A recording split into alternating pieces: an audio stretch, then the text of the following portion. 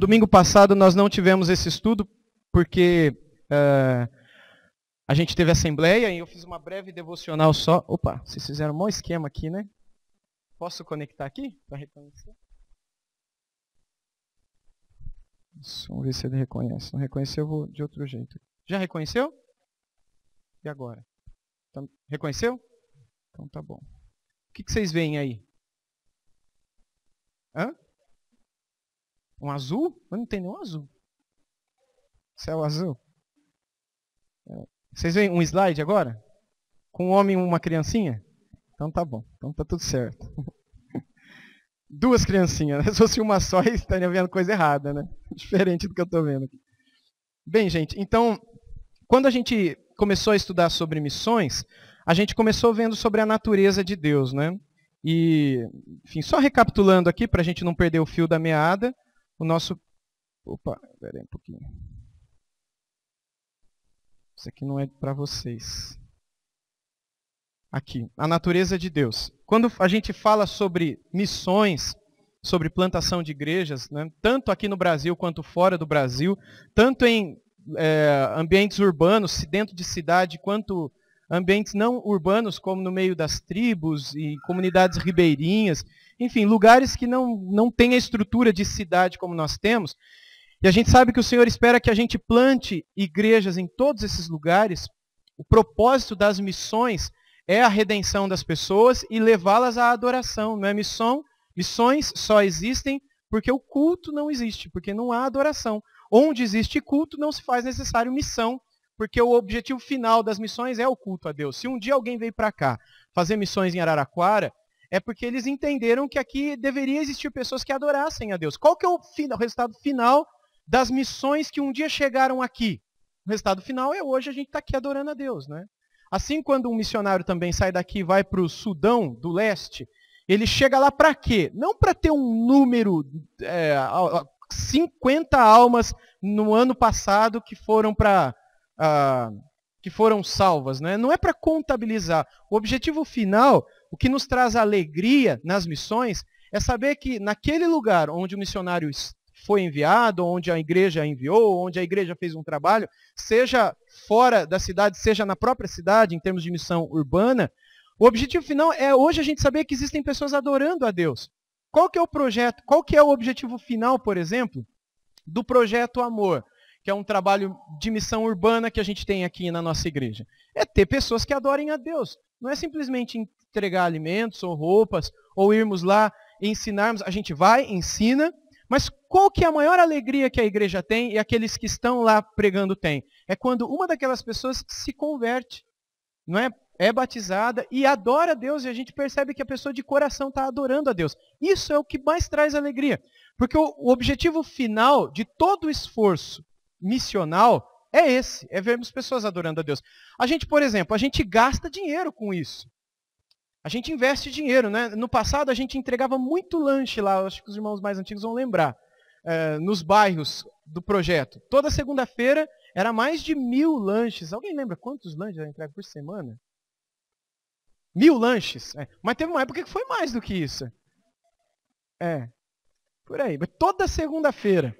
Então tinha irmãos, né, que na verdade era mais o Eliel, que ia atrás de pão e de salsicha e outras coisas mais.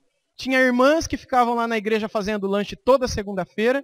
E toda segunda-feira levava isso para o projeto. E naquela situação, muitas famílias eram abençoadas por causa desse alimento. Porque para algumas delas era o único alimento que eles tinham no dia. E eles guardavam bastante lanche para durante a semana continuar comendo. Era a realidade de algumas pessoas ali, de outras nem tanto, mas o pão acabou abrindo a porta para eles conhecerem quem é que eram aquelas pessoas que estavam por trás do pão. E aí abriu-se a oportunidade de estudos bíblicos, e dos estudos bíblicos abriu-se a oportunidade para trabalho com criança, e desse trabalho com criança e desses estudos bíblicos algumas pessoas se converteram, algumas delas estão aqui hoje, e o trabalho continua. E muito dinheiro foi gasto com isso, mas qual que é o objetivo de tudo isso? Do dinheiro, do pão, de quem faz, até hoje faz o pão, né, numa escala menor, faz o lanche. Qual que é o objetivo de tudo isso? O que é que nos traz alegria? O que nos traz alegria é quando a gente vê que o final de tudo isso é que pessoas se converteram a Cristo Jesus, tiveram suas vidas transformadas. seus pecados perdoados, suas almas estão em paz com Deus. Esse é o objetivo final das missões.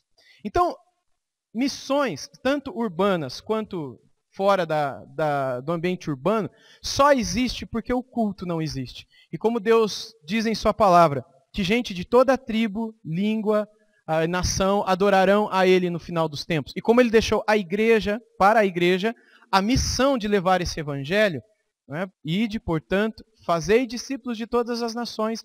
Isso se estende aos apóstolos e dos apóstolos para nós, que somos a igreja de Cristo Jesus, edificada sobre o fundamento dos apóstolos. De modo que aquilo que o Senhor Jesus deu para eles não morreu neles, foi transmitido, foi passado como uma espécie de sucessão apostólica em termos da missão. A missão apostólica ainda continua. A missão de levar o evangelho. Domingo passado, aqui no Momento Missionário, o Wesley falou para a gente de 3 maneiras que nós podemos fazer missões, não é? Vocês lembram quais são as 3 maneiras? Quais são? Como? Orando, indo e contribuindo. Das 3 maneiras você está evangelizando, não é? A maioria das pessoas aqui não foram chamadas por Deus para ir para missões, né? Deixar o seu trabalho, deixar morrer de fato para aquilo que vive e servir naquilo que Deus te mandou servir. Nem todos, a maioria aqui não teve esse chamado do Senhor. E se você não teve o chamado do Senhor, fique onde você está, não vá, porque Deus não vai te abençoar se você for sem o chamado. Mas, embora Deus não te chamou, isso te priva, isso te exime da responsabilidade de se envolver com missões?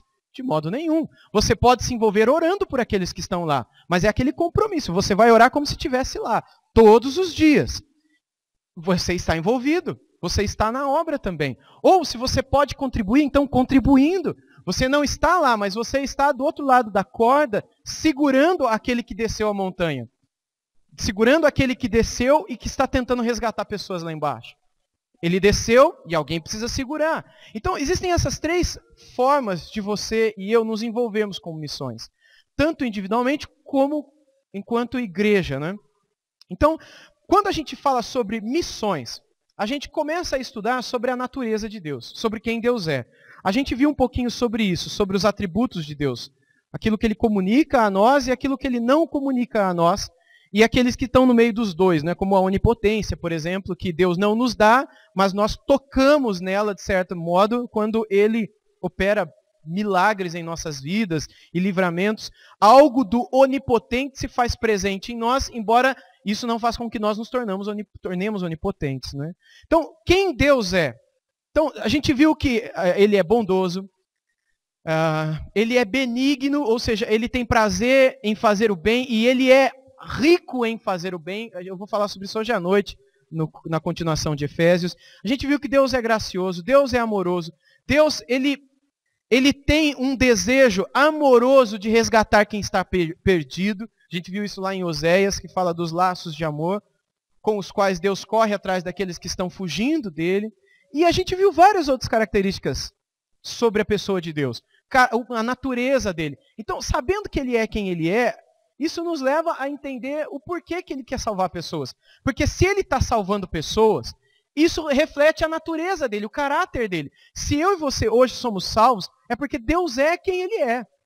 Porque se Ele fosse diferente do que Ele é, nós estaríamos perdidos, completamente perdidos.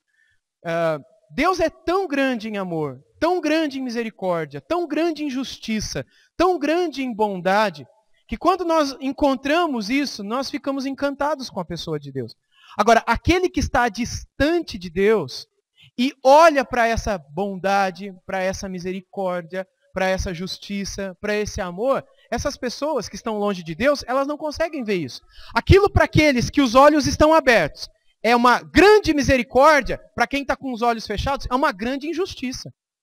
Por isso que quem não tem os olhos abertos por Deus, fala que Deus é injusto, Deus é maldoso, Deus é tirano, Deus é isso, Deus é aquilo. Por que essas pessoas tratam Deus dessa maneira? Porque Deus é grandioso. Deus é grandioso. O homem perdido e o homem salvo sempre vão olhar para Deus de um modo grandioso. Ou grandiosamente bom, ou grandiosamente mal. Se a pessoa acha que Deus é mais ou menos, é porque a pessoa ela não viu nada ainda, né?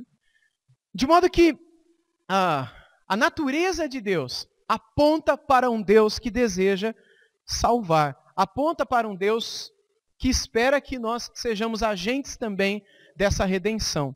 O único caminho é Cristo. Mas Cristo nos fez, aqui é uma heresiazinha minha, Deus nos fez caminhos também para Cristo. Em que sentido isso daqui está certo? Como é que Deus fez de mim e de você caminhos para Cristo? Para a salvação e para Deus Pai, Jesus é o caminho, a verdade e a vida. Mas e para chegar a Cristo, qual é o caminho? São as nossas vidas, que mais? Testemunho. Paulo fala que somos cartas vivas.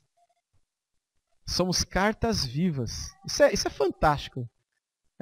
Eu tenho escrito algumas coisas sobre isso e tem me deixado assim encantado com essa realidade que nós somos cartas vivas. Mas deixa isso para lá. Vamos pensar, nossa vida, nosso testemunho. O que mais que é usado por nós para que as pessoas cheguem no caminho? Dons, talentos, a pregação da palavra, que ia chegar nesse ponto. A palavra de Deus, palavra de Cristo. Lembra de Romanos fala, né, que a fé vem pelo ouvir, e pelo ouvir da pregação da palavra de Cristo. Tudo isso a frase. Vem pela pregação da palavra de Cristo. É o Cristo na palavra, é o Cristo encarnado, é o Cristo ressurreto e glorificado, e que está no céu. Está no céu. Com um corpo igual ao nosso, assim, de carne e osso, só que glorificado. Vocês já pararam para pensar nisso? Jesus Cristo é Deus, mas ele é homem também. E ele foi assunto aos céus com o mesmo corpo que ele ressuscitou, que Tomé tocou. Jesus, enquanto corpo e homem, ele está em algum lugar agora, o corpo dele, com as marcas. E a Bíblia diz que quando ele vier, nós o veremos da mesma maneira como o viram subir os seus discípulos, com as marcas nos braços, nas pés e no lado. Esse homem, que também é Deus, Cristo Jesus, é o mesmo que nos ensinou que nós deveríamos ir e levar o Evangelho, como um dia ele trouxe a nós. Não para em nós. O que de graça ouvimos, de graça recebemos, de graça devemos dar também. Ou seja, não devemos fazer isso por ganância, ou por troca, ou por qualquer coisa que seja dessa natureza. O nosso objetivo é levar essa graça que um dia nos alcançou, por amor a Ele, crendo que Ele cuida de nós e há de nos sustentar. Isso vale tanto para nós, chamados, quanto para aqueles que não são, não é? Bem, aí a gente viu também algumas coisinhas, né, sobre o nome dele. E o nome dele revela bastante sobre ele também. Que ele é o Deus que pastoreia, ele é Deus eterno, ele é o Deus todo-poderoso, é o Deus que provê, é o Deus da paz, é o Deus do exército, é o Deus da justiça, é o Deus dos deuses, é o eu sou, é o nosso Senhor, é o nome.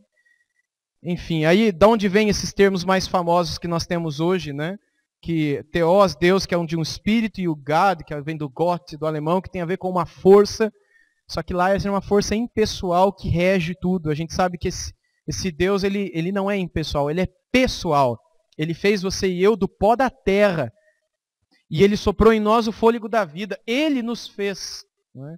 E isso mostra quão pessoal e relacional o nosso Deus é. E a gente viu também isso no último estudo que fizemos, que outra característica da natureza de Deus é a sua ira. A ira de Deus, né, é revelada dos céus contra toda a impiedade e injustiça dos homens que detêm a verdade e a injustiça. Qual é a verdade que eles detêm? Aí a gente fez uma análise sobre isso. E a análise é que Deus capacitou todo homem para conhecê-lo. Isso Romanos diz isso para a gente, né? Romanos 1,19. Que Deus se manifestou a todos os homens através das coisas criadas. A natureza, a criação, é capaz de dizer para os homens que há um poder inteligente por trás da criação que fez tudo com tanta beleza e ordem. Os homens, por isso, são indesculpáveis. O Espírito Santo usa o apóstolo Paulo para dizer que não há nenhum homem que é inocente. Nenhum. No 21 ele diz a razão dessa culpabilidade do homem. E a gente encerrou vendo que, por causa dessa indesculpabilidade ou inexcusabilidade do homem, eles são inexcusáveis ou indesculpáveis, a ira de Deus permanece sobre eles. Lembra que a ira de Deus também permaneceu sobre Jesus. E a ira de Deus que foi derramada sobre Jesus é a mesma que está sobre essas pessoas. Hoje a ira de Deus não está mais sobre a nossa vida porque nós nos arrependemos, negamos a nós mesmos, tomamos a nossa cruz e estamos ali seguindo a Cristo. Por isso a ira de Deus ela foi tirada de cima da nossa cabeça e foi derramada sobre a cabeça do Filho de Deus, lá na cruz do Calvário. Mas esse texto é muito claro para mim para dizer que a expiação de Cristo na cruz não foi pelo mundo inteiro. Foi somente para aqueles que se arrependerem dos seus pecados e se converterem. A expiação de Cristo lá na cruz está limitada àqueles que se arrependem e se convertem a Cristo Jesus. Ela não é ilimitada. Porque se fosse, o mundo inteiro poderia ser salvo. Porque há poder naquela expiação. Em nós não há poder nenhum. Há pessoas que defendem que Jesus na cruz morreu pelo mundo inteiro. Se elas forem pensar nisso até as últimas consequências, a gente vai chegar à conclusão de que o mundo inteiro vai ser salvo. Ou o poder, ou aquilo que Jesus Cristo fez na cruz do Calvário não é tão poderoso assim, né? Aquilo lá tem um certo poder, mas também depende do meu poder, né? Depende de mim também. E a Bíblia é muito clara em dizer que nada depende de mim, absolutamente nada. Eu sou totalmente passivo nessa redenção. Eu simplesmente recebo pela graça e pela misericórdia de Deus aquilo que eu recebo e que é chamado de salvação. É pela graça que eu sou salvo, por meio da fé. E nem isso vem de mim, é um dom de Deus. Não vem de mim, não vem das minhas obras, das minhas decisões, das minhas atitudes, para que eu não me glorie. Porque as obras são responsabilidade minha. Deus me criou para que eu andasse e que eu fizesse as coisas certas. Mas há uma lei que habita dentro do homem sem Cristo e que o impede de agir de uma maneira que agrada a Deus. Por isso que a salvação é um milagre. Por isso que a salvação ela vem de Deus, como disse o profeta Jonas, pensando nos ninivitas. Mais de 600 mil pessoas que se converteram num dia, numa única pregação que Jonas fez. E ele diz, a salvação vem do Senhor, pertence ao Senhor. Porque não viria daqueles 600 homens e mulheres tamanha salvação, numa cidade que era, na época, a segunda ou terceira maior do mundo e conhecida como a mais cruel e violenta do mundo na época. As pessoas temiam entrar naquela cidade e num só dia todo mundo se converteu. Porque a salvação vem do Senhor, pertence ao Senhor. Assim foi nas nossas vidas quando Ele nos tocou. E assim é na vida das pessoas que amamos, por quem oramos, quando evangelizamos e as pessoas entendem. E infelizmente não é assim para aquela monte de gente que você fala de Jesus e entra numa... Na verdade não entra, né? Bate, passa por cima e continua. Você quer rachar a cabeça, mas não entra na cabeça da pessoa. Por que não entra na cabeça da pessoa? Porque ela está morta. Você está falando com uma pedra. Você está falando com uma pedra, com uma pessoa morta. E ela não vai entender. Agora, se Deus fizer isso, ó, tocar nela, essa pessoa então ela é habilitada a crer, a se arrepender, a ter fé. E aí então ela toma a decisão. Aí sim ela se converte. Porque sim, você se converteu. Houve um momento em que eu me converti, mas isso não teria acontecido se antes Deus não tivesse me tocado. Se Deus não tivesse me amado primeiro, eu jamais o amaria. Isso quem diz é o apóstolo João numa de suas epístolas. De modo que a ira de Deus permanece sobre essas pessoas que não se arrependeram. A ira de Deus que foi derramada sobre Cristo não foi por causa daquelas pessoas que estão perdidas. A ira de Deus permanece sobre elas.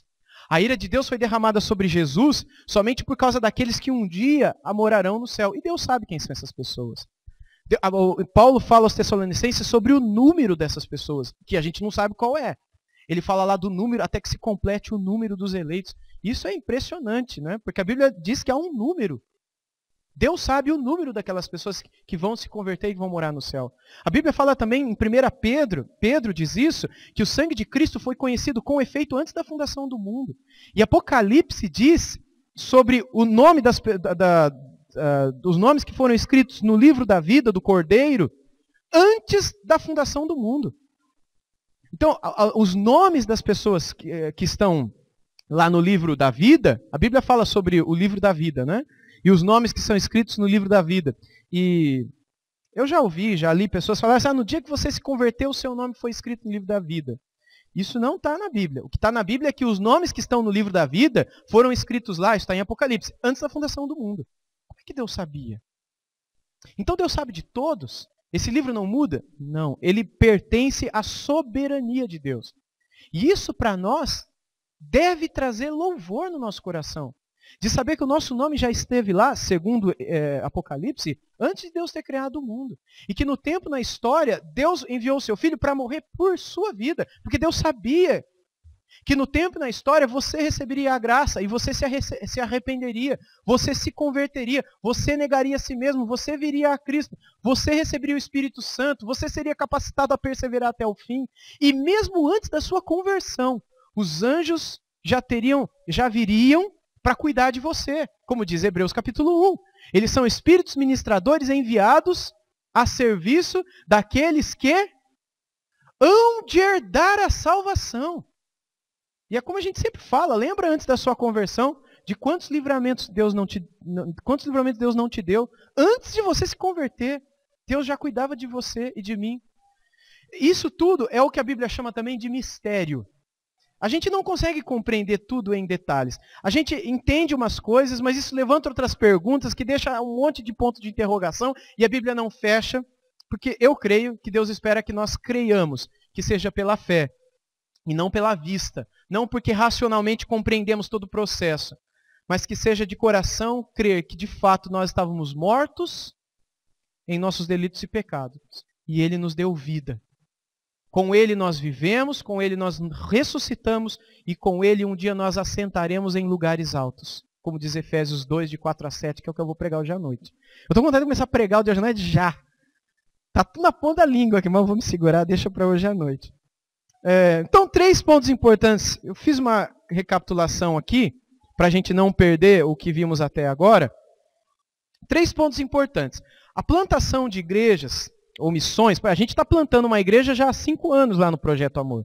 Desde abril de 2008, quando começamos um trabalho evangelístico lá, fizemos um trabalho na rua, e aí se abriu a porta, uma família lá, o Romário e a esposa, evangelizamos, ali aconteceram os primeiros batismos, depois começamos o trabalho, aliás, começamos juntos o trabalho com crianças, isso em abril de 2008. Começaram os lanches, 2008, 2009, 10, 11, 12, 13. Agora fez 5 anos que o Projeto Amor começou. Qual que foi o objetivo desde o início? Que haja uma igreja também. Por que não tem ainda, pastor? Porque não chegou o tempo. Né? Ainda não chegou o tempo. Mas está, com certeza, no tempo de Deus, o tempo quando poderemos ter ali uma igreja, um pastor e um trabalho saudável e maduro. Mas 3 pontos. A plantação de igrejas existe para que a glória de Deus seja magnificada. Nós queremos não ter assim uma estrelinha nossa. Plantamos uma igreja, hein? E a gente chega para as outras igrejas e fala, olha, quantas igrejas a sua plantou? A minha já plantou isso e aquilo. Isso não. O nosso desejo, e hoje eu vejo pessoas do Projeto Amor conosco evangelizando, indo para o orfanato, indo para a Fundação Casa, indo para a evangelização em outros lugares da cidade. Por que essas pessoas vão? Porque elas entenderam que o desejo de Deus é que o evangelho chegue em outros lugares também. Enfim, depois no Esplanada, e o trabalho tende a continuar e tende a crescer para São Rafael e outras áreas da cidade. Fora as missões fora daqui, não é? Então, o objetivo de plantar é que a glória de Deus esteja ali. Que as pessoas possam glorificar a Deus ali. Segundo, Deus é digno de receber a adoração de todos os homens. A Bíblia é muito clara quanto a isso. Se Deus é digno de receber a adoração de todos os homens, nós somos as pessoas que Deus vocacionou na palavra a levarmos a palavra para que pessoas glorifiquem a Deus lá. Os anjos quiseram isso e Deus não deixou, diz Paulo numa de suas epístolas. Os anjos queriam ter o privilégio de pregar o evangelho e falar de Jesus para os outros, mas Deus não deixou, porque os anjos não conhecem pecado, os anjos não conhecem perdão, os anjos não conhecem redenção. Jesus não se fez anjo para morrer numa cruz angelical pelos anjos caídos. Mas os homens conhecem o que é estar distante, ser perdoado e agora estar perto. Por isso, o evangelho na boca deles tem mais sentido. E terceiro, plantação existe, missões, né? Porque a adoração não existe. Então, algumas conclusões. Por mais que o conheçamos ou definamos, ainda é pouco. Quem é Deus? Né? Essa pintura que está aí é a pintura feita por Rembrandt do Retorno do Filho Pródigo. Ela é muito bonita. ela é maior do que isso, né? É uma tela enorme e que mostra o filho mais velho, os amigos da casa. Mas a figura do filho pródigo é muito bonita porque mostra ele descalço, com as roupas rasgadas. E, enfim, você não sente o cheiro, mas pela imagem você percebe que ele está fedendo. É muito clássica essa pintura aqui. E por meio dessas parábolas que o Senhor Jesus contou, nós conhecemos algumas características da natureza e do caráter de Deus. Mas ainda assim é pouco. Por mais que a gente tenha falado aqui sobre a ira, o amor, a justiça, o perdão, a onipotência, a mansidão, a imutabilidade e a eternidade, todas essas características de Deus, ainda assim, quando a gente estiver lá, a gente vai ver que a gente não sabia era nada. Porque Deus é muito maior do que aquilo que a gente pode conceber. E mesmo na eternidade futura, nem toda a eternidade, se é que é possível dizer isso, porque a eternidade não é toda, né? Não existe começo nem fim, mas nem por toda a eternidade nós conseguiremos conhecer a Deus totalmente como Ele é. Deus é luz e habita em luz inacessível, e a nenhum homem ou anjo é possível conhecê-lo em toda a sua plenitude.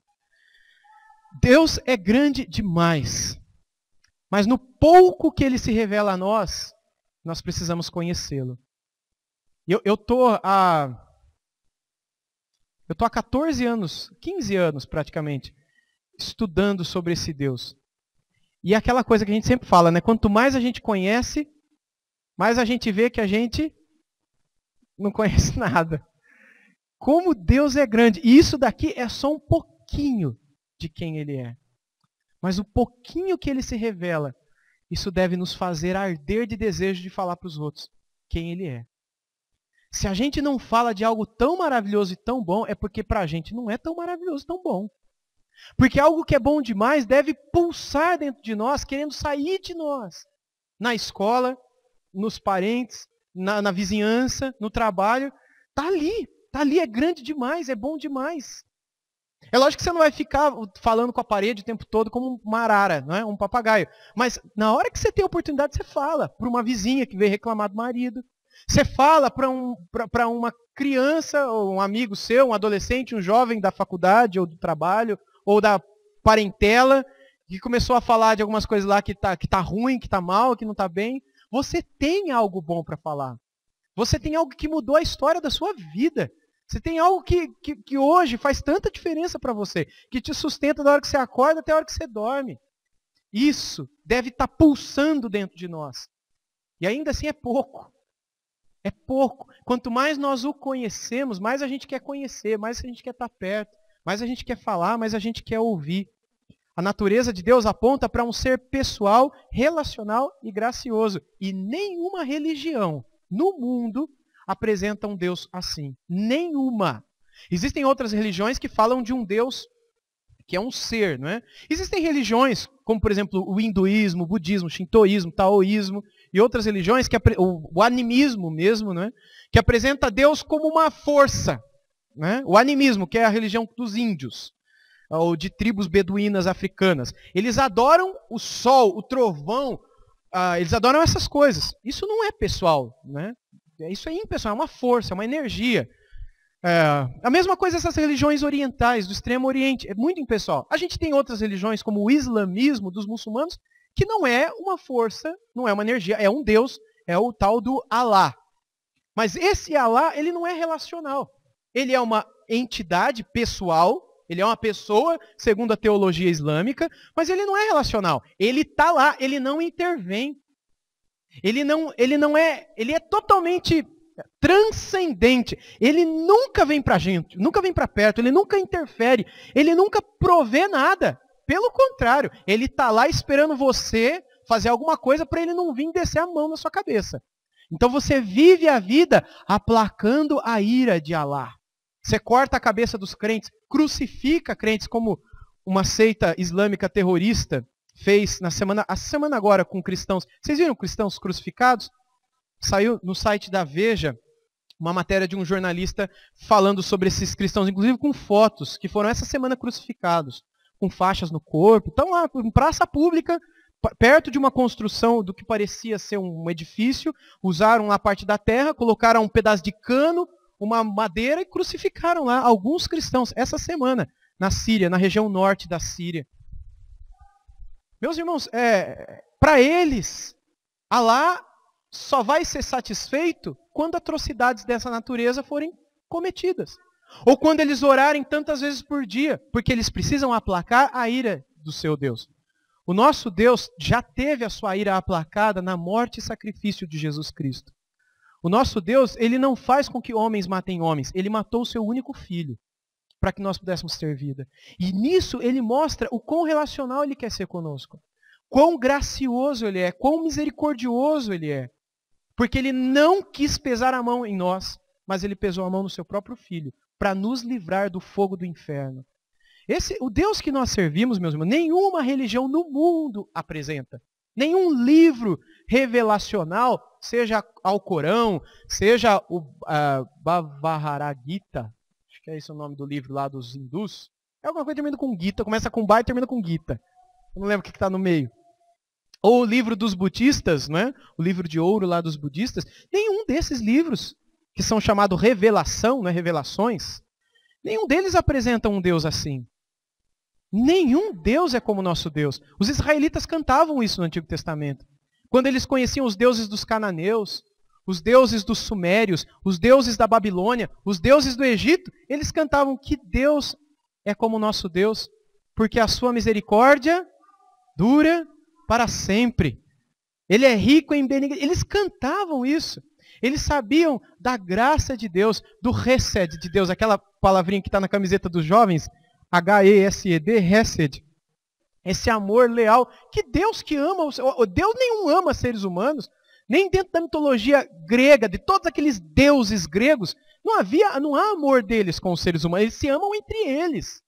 A Bíblia é um completo absurdo para as religiões mundiais. Porque nela, o Deus que é apresentado é um Deus que se fez carne e habitou entre nós. E é um Deus que toca, é um Deus que ama, é um Deus que vem morar no coração do seu povo, que dá do seu espírito, que dá da sua própria pessoa para morar dentro de você, de sua igreja. Que Deus é tão grande como o nosso Deus.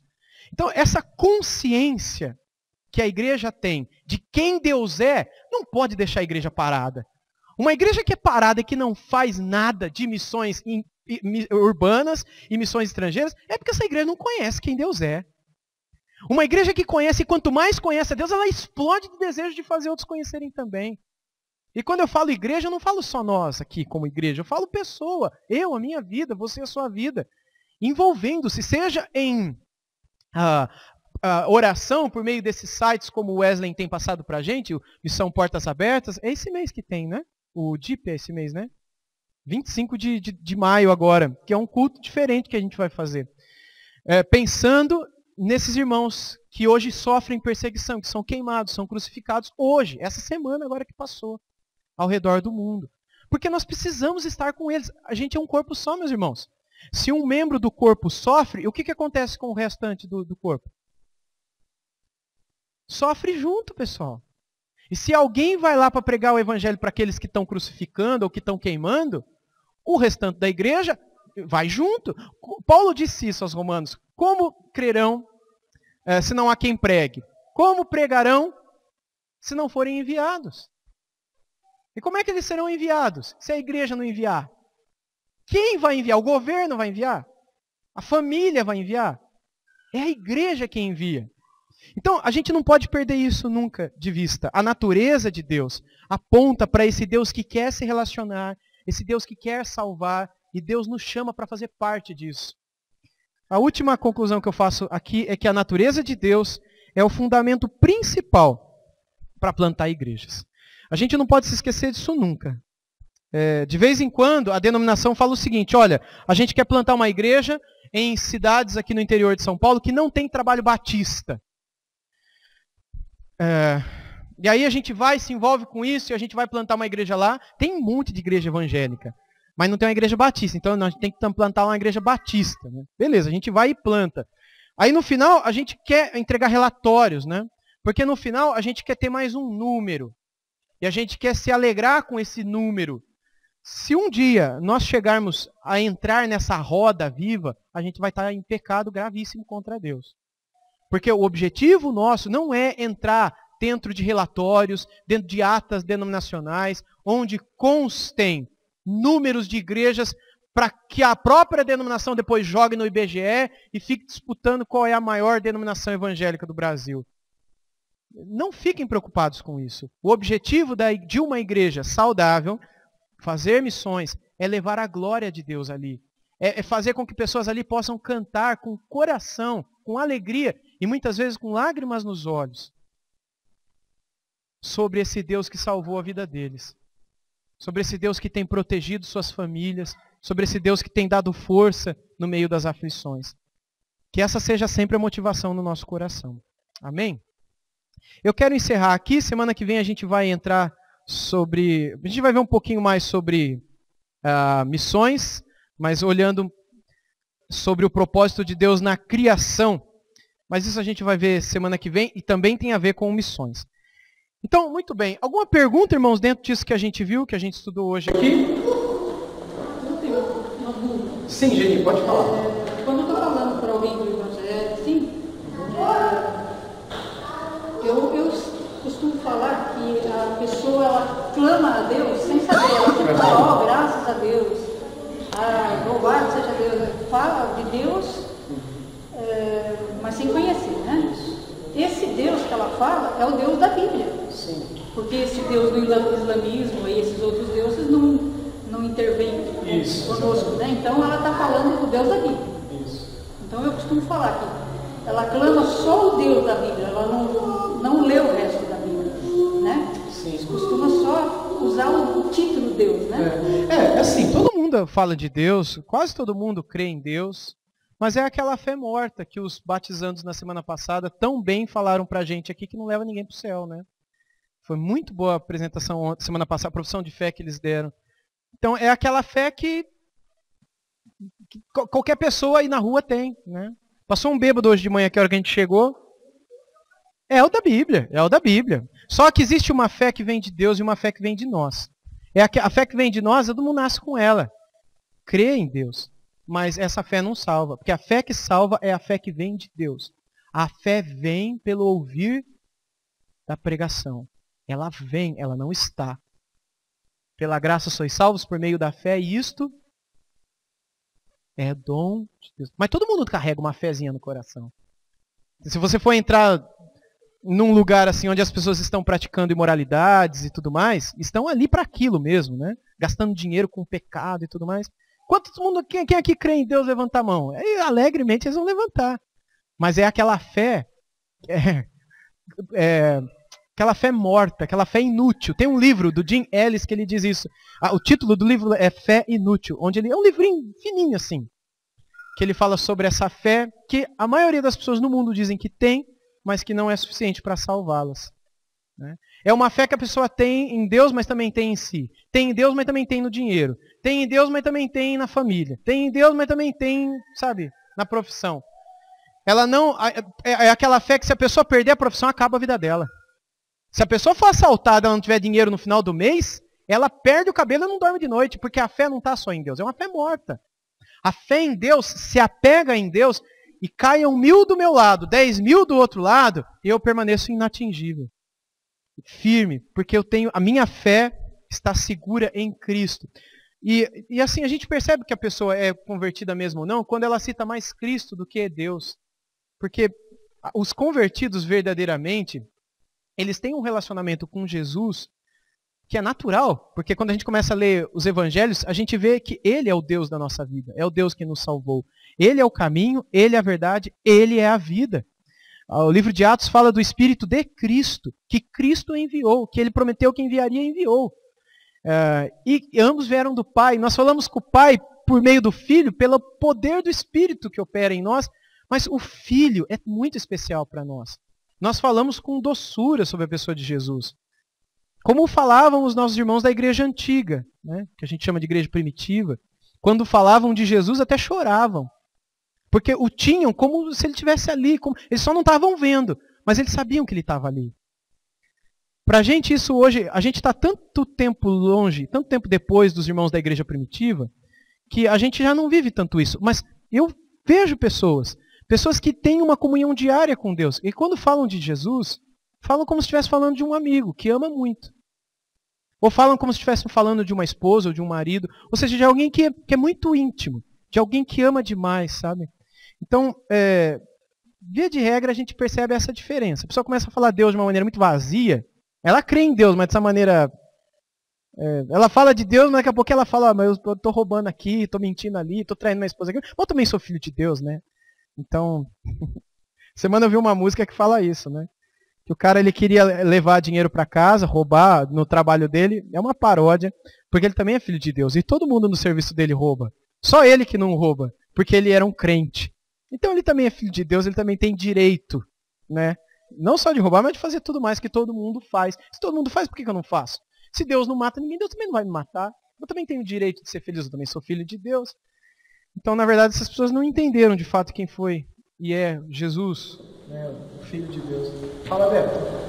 O pastor tem conhecimento de alguém que foi chamado para fazer missões num outro continente e não foi, e o inverso. O pastor também tem conhecimento de alguém que foi fazer missões sem ser chamado. E quais as consequências de situações? Não, tem sim. Vou começar pela última, né? Tem como é que é o nome dele? É um norte-americano. Não, perdão, é um inglês, no século XIX. Foi uma equipe, William Carey e outros dois caras, lá que eu não lembro o nome deles, né? Para a Índia. Para um deles foi perguntado quando é que Deus chamou. Ele falou, Deus não me chamou nunca. Eu vi escrito na Bíblia que tinha que pregar para a gente do mundo inteiro, eu vim. Né? Eu só quis obedecer. Deus acabou usando a vida dele. Pelo menos do pouco que é relatado sobre a vida desse irmão, que esteve sob a liderança de William Carey, que era um batista inglês do século XIX, do início do XIX. Então Deus abençoou, Deus honrou. Eu creio que Deus usa, Beto. Eu creio que Deus usa. Eu não creio que a pessoa precisa ser chamada para fazer missões, tanto interna quanto externamente. Eu creio que todas as pessoas que se dispuserem a fazê-lo serão usadas por Deus. Agora, existem pessoas que são chamadas para isso. E elas sabem que são chamadas para isso. Elas não têm como provar isso. Mas elas no coração, o Espírito Santo testifica com o próprio Espírito. Elas não têm paz na alma. Enquanto elas não saem dali, não vão fazer aquilo que Deus mandou. Então, Deus vai honrar essas pessoas tanto quanto as outras. Agora, as outras que não se sentiram chamadas, elas não têm a obrigação de ir.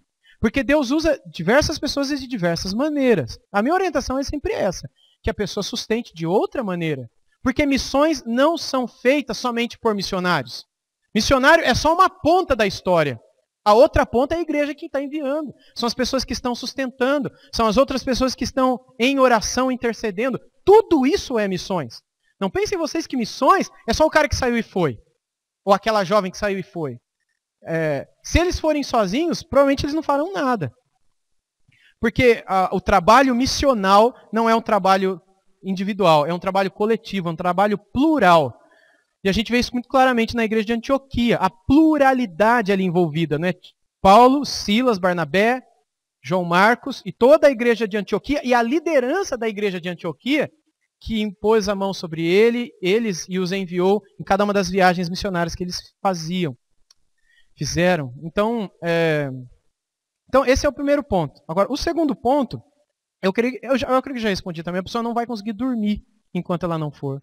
Se o Senhor a chamou mesmo. Ou ela vai ser sempre uma pessoa frustrada. Agora, o que pode acontecer com ela também é o que aconteceu comigo, Beto. Alguns de vocês sabem, em 98, eu participei de um congresso, de uma assembleia da Convenção Batista Brasileira, lá em Poços de Caldas, ou Serra Negra. Não, Serra Negra. É uma das duas, não lembro agora. E aí eu participei fui eu e uma pessoa que você conheceu, o Darcy Mendes. E eu e ele me levou lá. E aí enquanto ele participava das assembleias, da convenção, eu participei do congresso missionário. Aquilo foi incrível, sabe? Deus tocou assim no meu coração de uma maneira muito forte. Muito forte. Eu voltei dali convicto de que Deus estava me chamando. Convicto. Para missões entre árabes e muçulmanos. Convicto. Voltei para casa, falei isso para os meus pais. No começo eles não concordaram muito, não, depois concordaram. Depois você conversa com a senhora que está aí atrás de você. E enfim, aí eu fui para o seminário com esse objetivo. Por que eu escolhi o Rio de Janeiro? Porque lá ficava perto da Junta de Missões Mundiais. Em princípio foi por causa disso.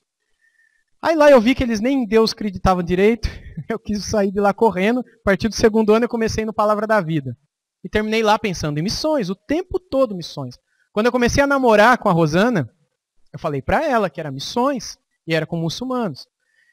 Aí aconteceu que no penúltimo ano meu do seminário, um missionário brasileiro chamado Robson, casado com a Mara, que morou durante anos na Jordânia e em alguns outros países ali no Oriente Médio, e que tem uma experiência muito vasta com evangelização de muçulmanos. E eles passaram 2 anos, eu acho, né? Acho que 1 ou 2 anos no Palavra da Vida. E a gente fez muita amizade com eles. E aí eu compartilhei o meu desejo. E Deus usou a vida daquele irmão para me dizer que eu não deveria ir. Aquilo foi, assim, sem dúvida nenhuma, foi a maior frustração da minha vida. Da minha vida. Porque ele falou, qual que foi o objetivo? Ele falou o seguinte, olha, você não tem idade, você é muito novo. Naquela cultura, você não vai ser ouvido, você não vai ser crido, você não vai servir para nada lá. Ele não falou desse jeito, né? Mas em vários encontros ele quis dizer isso para mim. Ele falou, olha, eu vejo que você gosta de estudar, de ensinar, então você vai se preparar. Você vai fazer um mestrado, vai fazer um doutorado, você vai ficar velho, e aí você vai para lá. Aí Deus vai usar a tua vida. Ele falou desse jeito para mim. Aí eu precisei fazer o 5º ano de estágio do seminário, vim fazer aqui na primeira igreja.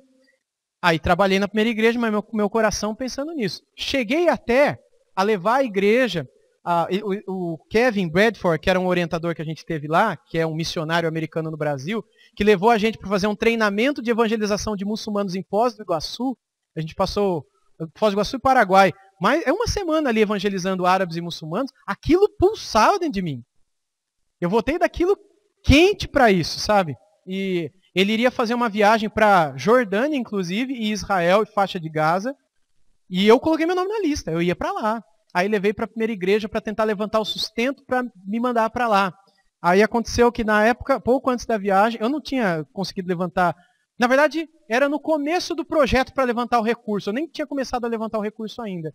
Ele mandou um comunicado para todo mundo que começou a estourar guerra ali na região, e principalmente na faixa de Gaza, que estava numa situação de instabilidade tão grande que todas as viagens missionárias foram canceladas.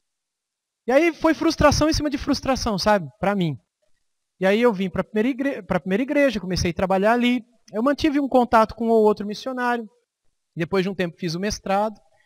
E Deus foi me encaminhando para sair do ministério da primeira igreja. Fiquei sem ministério durante quase 1 ano. E durante esse quase 1 ano, você imagina quanta coisa não passou pela minha cabeça. Né? E até que, num só dia, eu tinha 3 convites. Numa semana. Depois de quase 1 ano sem convite nenhum. Um convite de São José dos Campos, um convite de Pindamonhangaba e um convite de São Paulo para cuidar da liberdade aqui em Araraquara. A gente orou e a gente entendeu a direção de Deus de vir para cá, para cuidar da liberdade. E eu estou aqui até hoje. Mas eu falo para você, toda vez que eu ouço esses testemunhos missionários, esses missionários que vêm para cá, que eu sinto uma inveja, eu sinto. Santa. Sabe a inveja santa? Eu sinto. Eu vejo o Diego, por exemplo, indo para... Meu coração está muito nisso. Mas hoje, assim, eu sempre oro por isso, né? Eu sempre oro por isso. E isso é uma coisa mais minha, não é nem tanto da minha família, porque para eles está muito consolidado, muito certo assim, a vontade de Deus para a nossa vida. Eu que tenho mais dúvida das coisas. Mas hoje está muito certo no meu coração, sabe? A vontade de Deus é que eu pastoreie. E que eu pastoreie essa igreja. E que esse fogo missionário que um dia ardeu e ainda arde em mim, é algo que eu vejo que Deus quer usar para a igreja. Entende? Para tentar acender isso na própria igreja também. Então que eu não pegue e vai queimar lá fora, mas que eu queime aqui para mandar, porque outros queimem também e a gente tenha mais força. Que eu talvez teria mais força missionária aqui, somando com muitos outros, do que se eu tivesse lá com a minha família. Entende? É isso que eu acho que Deus está querendo me mostrar hoje. Mas, enfim, é isso. Então, é só para dar um outro exemplo desse negócio de que Deus chama e não vai. Às vezes eu acho que Deus usa... só para encerrar isso. Um mês atrás, eu estava no Congresso da Vida Nova, estava almoçando lá com um casal bastante amigo, eles já tiveram aqui, o Franklin e a Marilene, né? Franklin Ferreira. E aí a gente estava conversando, e aí a Marilene falou que ela foi para o seminário por causa de missões. Aí eu falei que eu também. Aí o Franklin falou que ele também. Aí eu fiquei um pouco mais consolado, porque eles não se viam. Eles foram para o seminário para serem missionários na África. E depois Deus mudou de uma maneira diferente, mas a mesma coisa, colocando pessoas, situações que aconteceram, que deu tudo errado. Parece que não era para ir, sabe? Para que Deus pudesse usar de outra maneira. Então eu vejo que Deus parece que usa esse negócio de missões para despertar a gente e depois ele frustra a gente. Fala, não, agora que você está aqui, né, no gás, agora você vai servir em outra área. Mas conquanto que a gente esteja servindo para a glória de Deus de alguma maneira, que a gente está servindo, é isso que traz alegria para o coração. Né? Agora, se Deus chama e a pessoa não vai, a pessoa nem dorme de noite. Isso você pode ter certeza. Fala, Eliezer. Eu queria falar duas coisas. Uma delas, que eu me lembro que a Junta de Missões, não sei qual delas, colocou um slogan uma vez que dizia assim, isso eu estou dizendo para você dentro daquilo que você está dizendo, né? Que quem sabe Deus queira usar a sua vida para influenciar a igreja, para que a igreja seja uma missionária aqui. Isso. Né? A frase dizia assim, a luz que brilha mais de longe, brilha mais de perto. Exato. Ou seja, você quer tanto fazer missões lá, mas e aqui? Né? Então essa luz vai brilhar aqui. E a pergunta que eu quero fazer é, diante do tamanho da obra, vamos olhar para o nosso contexto mesmo. Igreja da Liberdade, ela é clara. Deus chama poucos ou os homens são desobedientes e não vão? Deus chama a todos. Deus chama a todos. Não de todas as maneiras, mas todos são chamados. Todos vocês que estão aqui são chamados para missões. Todos. As pedras clamarão. A todos. Ide, portanto, fazei discípulos de todas as nações, é a todos. Não é? Enfim, Marcos 16:15 também. Ide por todo mundo, pregar o evangelho a toda criatura, todo aquele que nele crê, todo aquele que crer e for batizado será salvo, todo aquele que não crer será condenado. Isso é para todos, não é só para aquele grupo apostólico, porque se fosse, era só eles que deveriam pregar e a gente podia ficar quieto. É para todos. Agora, nem todos são chamados para missionar da mesma maneira. Eu fui chamado para missionar de uma forma, você de outra, a Tamires de outra, a Débora de outra. Mas cada um de nós, todos nós somos chamados. Seja para orar, seja para investir, seja para ir, de alguma maneira Deus nos chama para participar da história da redenção. Então o problema está em nós. Em nós, claro, com certeza. E em nós e em nossas motivações, né? Porque tem igreja que faz missões com uma motivação toda errada. E aí também Deus não abençoa. Então qual é a motivação correta? É que haja culto lá. Essa é a motivação correta. Missões só existem porque o culto não existe. Quando a gente vê pessoas adorando a Deus, então a gente conseguiu fazer missão. Não é quando fiz um culto, uma barraca, uma tenda evangelística, trouxemos um palhaço Bozo, trouxemos a banda Oficina G3, trouxemos o maior pregador da América Latina. E aí fizemos um apelo no final e 30 levantaram a mão. Glória a Deus, tivemos 30 convertidos. Isso é uma loucura, isso é uma esquizofrenia da igreja.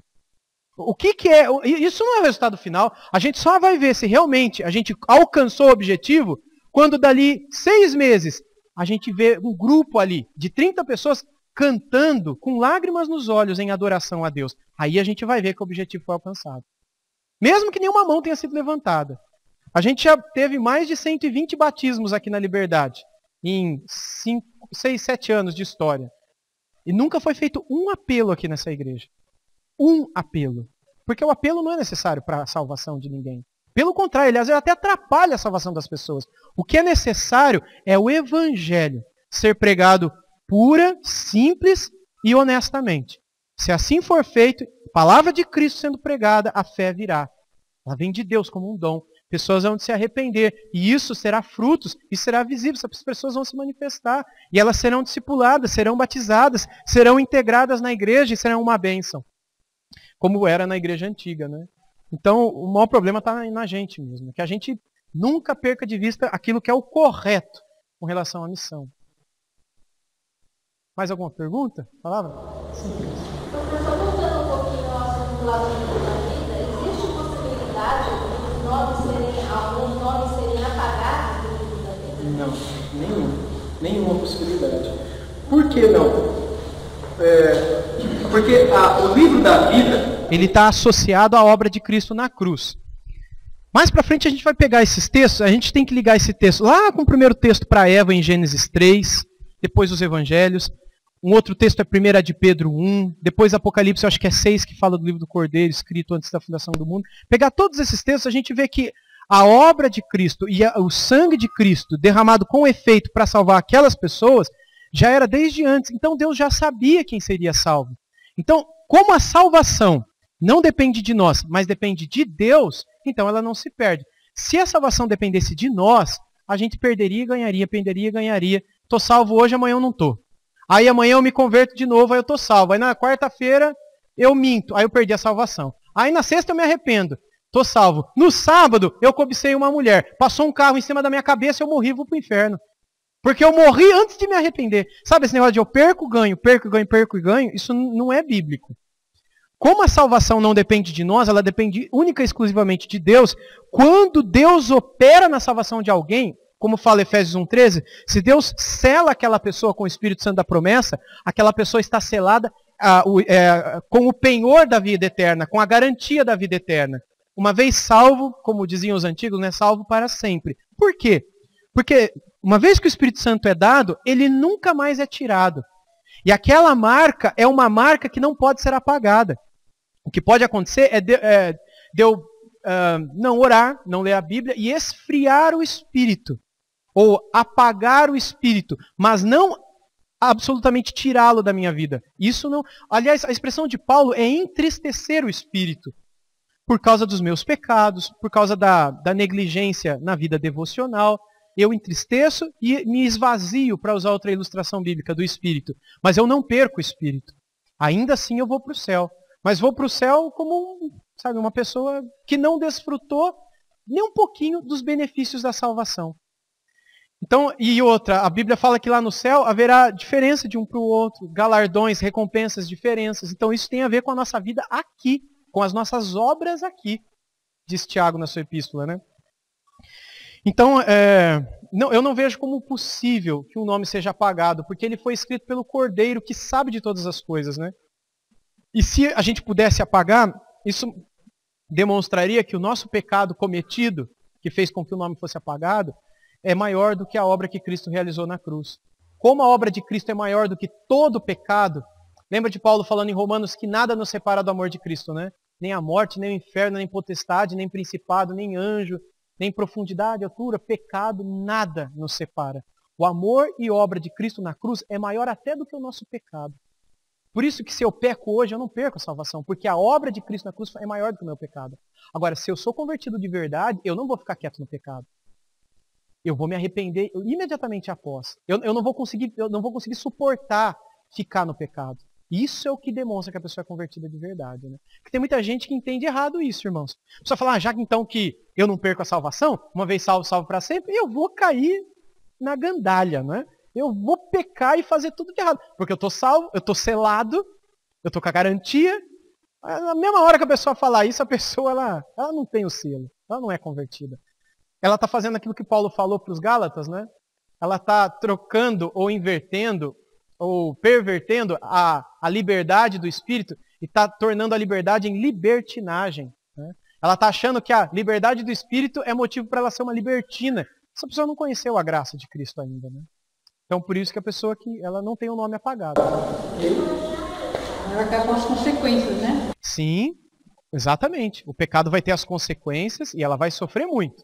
Muito mesmo. Se ela vai com as duas pernas, ela pode ficar deitada até o dia. Deus sabe da consequência qual é, né? Mas a verdade é que todo pecado tem a sua consequência. Às vezes não é imediato. Eu tive um professor no Palavra da Vida, que foi professor de alguns deles aqui também, o Carlos Osvaldo, e ele dizia assim que a moinha de Deus, ela é muito lenta. E às vezes demora para começar a girar, mas quando gira, ela gira e mói fininho e demora. Então, você pode ter certeza que se você pisou na bola, ele vai te disciplinar. Você vai cair na moinha de Deus. E não adianta querer que passe rápido, porque não passa. É no tempo de Deus. E aí ele usa isso para... Ele usa isso para nos purificar, né? Para desmanchar aquele barro e fazer um vaso novo, né? Então, exato. Mais alguém? Vem cá, minha irmã. Eu preciso pedir perdão para Dona Odete, porque já faz 3 domingos que ela tem pedido e eu esqueço dela.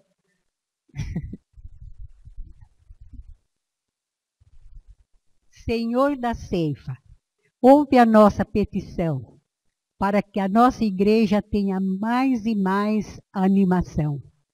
Disse Jesus, ide por todo o mundo e pregai o evangelho a toda criatura.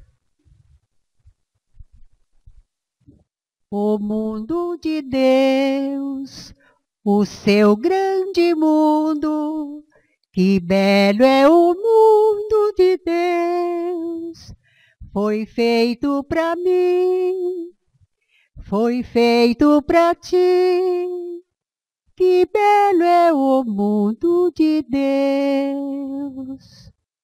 O campo é o mundo e o mestre proclama que a todos veio salvar, a toda a terra, nações e línguas, vamos da graça de Deus falar. Levantai os vossos olhos, contemplai os vastos campos, brancos para a ceifa, brancos para a ceifa. Rogai, pois, ao Senhor da seara, rogai, pois, ao Senhor da seara, que envie ceifeiros para a sua seara. Posso ser uma missionária para falar de Cristo aqui em Araraquara. Não preciso atravessar os mares para levar aos outros novos alutares. Posso trabalhar na minha terra. Manda-me, pois, Senhor. Manda-me, pois, Senhor. Manda-me, pois, Senhor.